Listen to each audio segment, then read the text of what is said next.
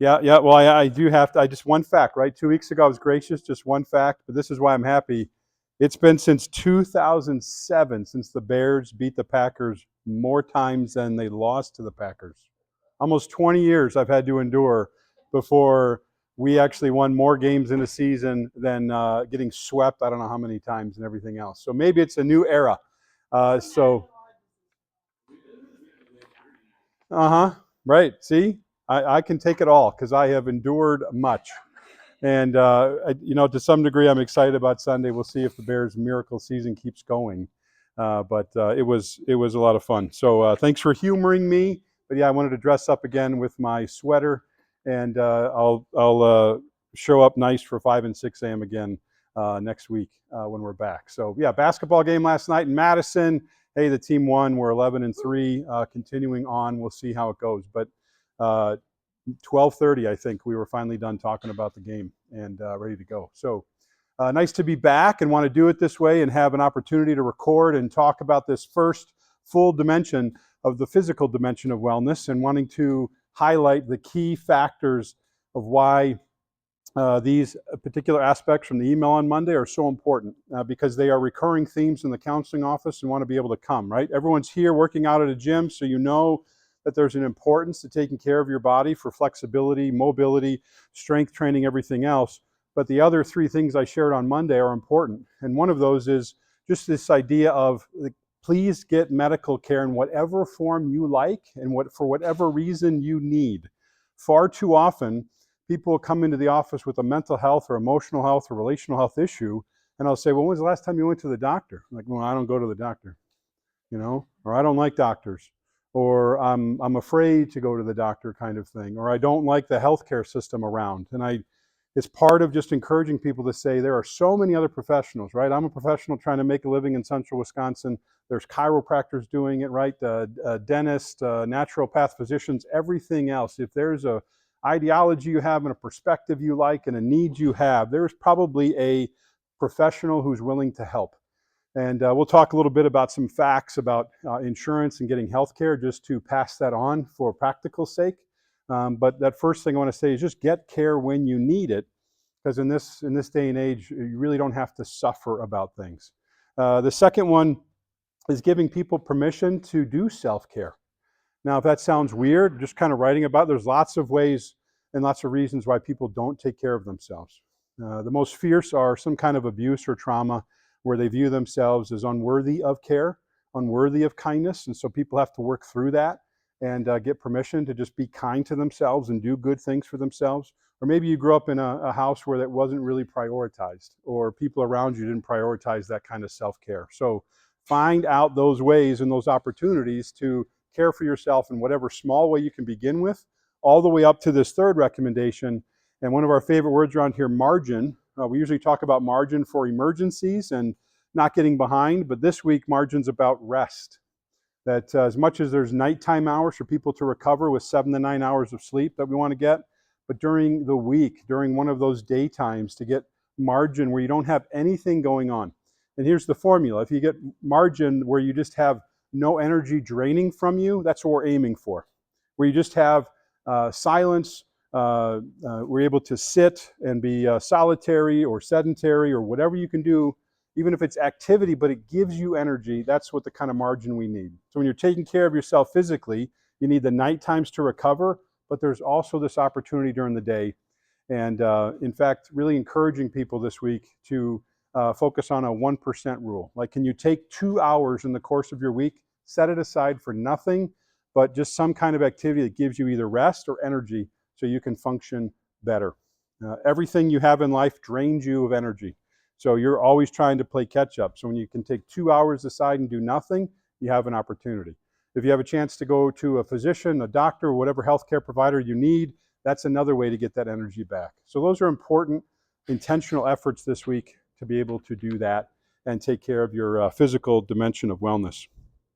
So I thought some practical facts to talk about today, since I am a insurance-based healthcare provider. I just wanted to talk about some of those things that is very familiar to us and might be a barrier for other people to just wonder about. The first is there's one free annual healthcare checkup for everybody who has insurance, federal law. Doesn't cost you a thing to go to the doctor and at least get seen once a year. Now, follow-up tests or blood tests or other assessments might cost a little more, but here's the second thing that comes into being is you can know how much that costs now. A few years ago, they passed a law that said no more surprises of what something costs. You have a chance to be able to call, ask either the healthcare provider or your insurance and say, how much is this test? How much is this procedure? How much is whatever? And they'll be able to inform you and tell you. So you have a chance to make a good steward kind of decision with your finances. So you have that free healthcare checkup. He's like, I got a few more things for you to do. You have a chance to be knowledgeable and be able to gauge what you're able to accomplish. The opportunity is that also there's not going to be a surprise if you see someone you think is in your insurance network. As providers, we're now required every 90 days to report to the insurance companies we're a part of that we are still in network. We're still accepting that healthcare plan. We're still active. It's still credentialed. So it removes some of those barriers that people will cite as, well, I saw someone, and then I found out they're not in my insurance network and I owe this big chunk of money. Well, now it's kind of this opportunity to say every healthcare provider has to keep doing that, and insurance companies are making sure that we are testifying that we are still good. So whatever healthcare provider you use, whatever health insurance plan you use, you have that peace of mind. And then finally, it's always this question of, well, how much will it cost me? Is it a copay or deductible? Well, one of the things insurance companies do is they allow you to put in a procedure code on like the customer website and be able to find out what it will cost you. So you can know, do I just owe a copay, $25, $35, $45, or do I have to pay this for a deductible, and how much will it be? So trying to share these this morning and on the video so people have very practical, clear steps to remove those burdens that say, well, I don't want to deal with insurance. I'm going to get slammed with some big bill. I'm going to not be able to afford that. So these are all opportunities to have peace of mind that you can go get health care with your insurance and come out of it with no surprises. And that really helps you take care of that physical body. Okay? So just those facts about getting some of that need taken care of. So it brings us to our questions this morning. If you're willing to share this, it's this question of, is there a professional, a healthcare professional, you were hesitant to see at first, and you were trying to work through your own biases or something else, and now you see them and you're like, I don't know how I did life without them initially, right? Is there a healthcare provider you were hesitant to see, just in general, in terms of those systems we have, right? 12 systems in our human body. You finally saw a healthcare provider because you were skeptical, but you got in such kind of pain or difficulty. You finally went, and now you see the light, and you're like, this is a key part of my life going forward. Any examples? Yeah?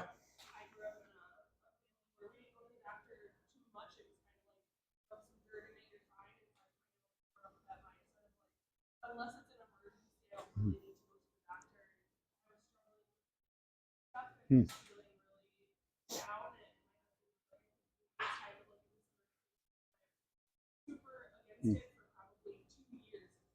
Hmm.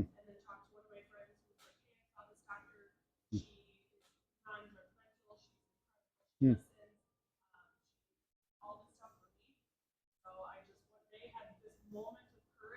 Yeah. Mhm. Mhm. Yeah. Yeah. Yeah.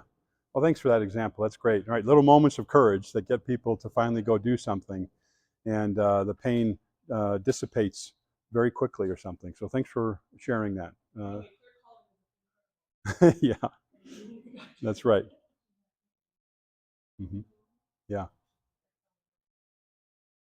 It's a good point too. A lot of healthcare providers make their living based on word of mouth.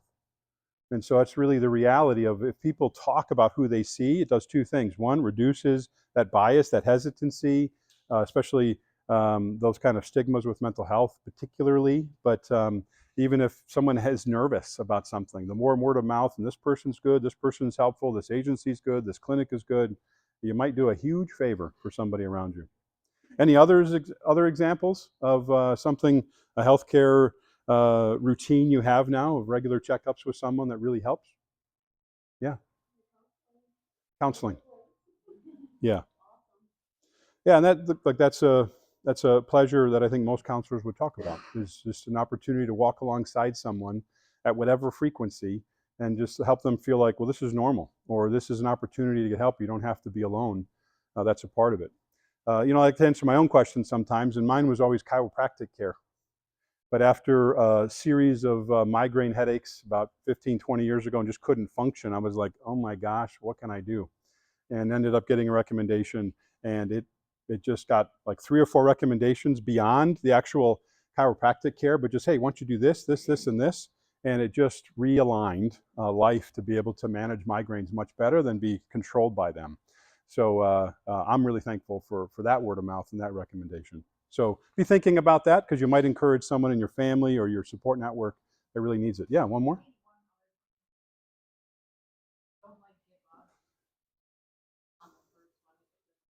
Hmm.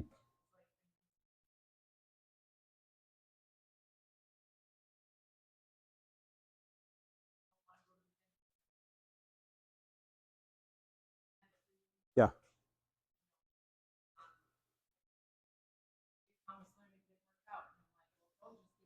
Hmm. Sure. Sure. Yeah. Right. It's a great piece of advice that it's not, we don't all just want one impression and be done, right? We want a second or a third chance maybe. So it's good to extend that to healthcare providers. But I think it also touches in on that you're worth the extra effort. That, oh, it went and I got bad feedback and I never want to be embarrassed like that again or criticized and I feel terrible. So it's like, no, believe that you are worth that extra effort and care. And so keep going. So keep trying. Um, so a follow-up question related to margin, right? What's your preferred reset in the course of a day or a week to improve your overall energy level? What is your choice, your go-to for margin to just stop energy being drained and conserve it or increase it? What is on your list? Going for a walk outside.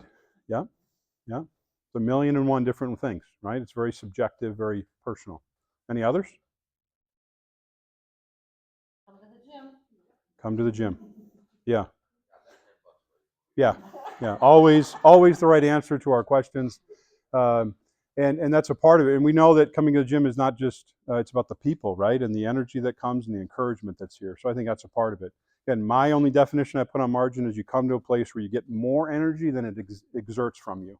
So that's where the gym can fit, but it's also think about other places. It takes energy to sometimes do something, but if the net gain is greater, it's a good use of that time.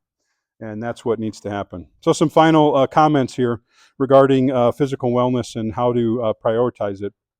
A part of why physical wellness is important, or these things I've talked about going to the doctor, slowing down enough, caring for yourself and margin, is because if you're always going, you're always on guard, you're always hyper vigilant for what's next, and you never slow down, your body and brain can't can't do that for a long time, right? You have to be able to pause, create an intermission for yourself in the course of your day or week, and in order to be there and active in the long term.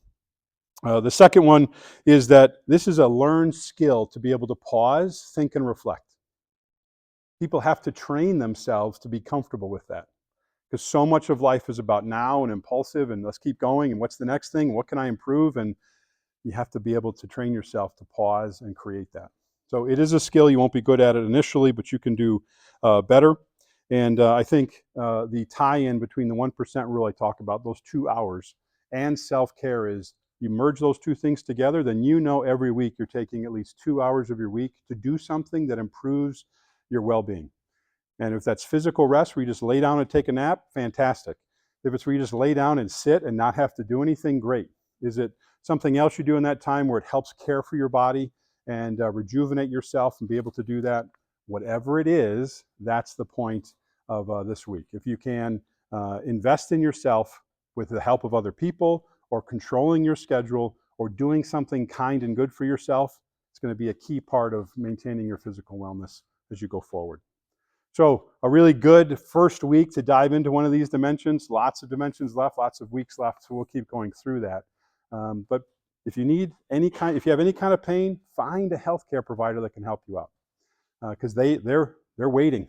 They want people to come in and help. They want to be able to help, and so you might not be that far away. So keep up with the word of mouth. Keep up with the encouragement and sharing stories, and it'll help. So thank you very much. Good to see everybody, and go Bears this weekend. You can all cheer for us. You can all come on the bandwagon. It's okay.